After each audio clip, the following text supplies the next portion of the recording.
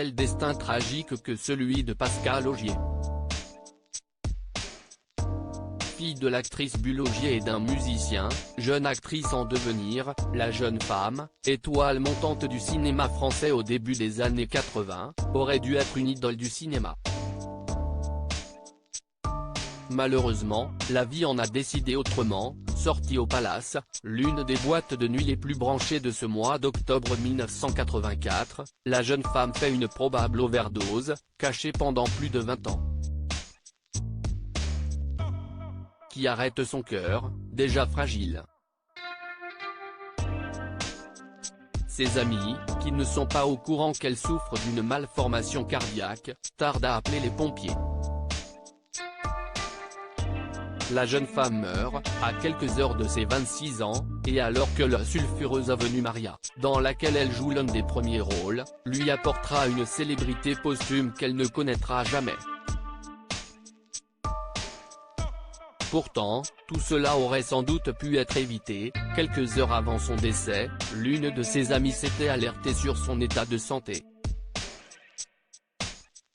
Interrogée par Libération, Aline Serment, qui faisait partie de ses proches, avait expliqué « Elle était très fatiguée et j'insistais pour qu'elle lève le pied. Nous avions eu cette même conversation quelques jours avant, mais elle n'avait pu s'échapper de ce bonheur énorme qu'elle était en train de vivre. » Pascal, épuisé, essoré, était ravi de ce tourbillon. Il devait être entre 19h et 20h, je lui dis au revoir sur le trottoir. La jeune femme ne la reverra plus, et doit regretter aujourd'hui de ne pas avoir été plus persuasive. Tout en sachant que son amie était tombée dans le piège de la drogue, un critère qui, pendant longtemps, n'a pas été évoqué officiellement.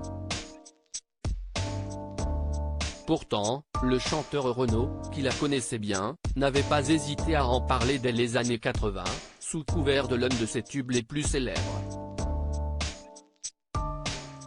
En 1985, sur son album Mistral gagnant, le père de Lolita et Malone avait fustigé la drogue et les charognes de dealers dans sa chanson Petite Conne, qu'il avait dédiée à la jeune femme sans jamais la nommer.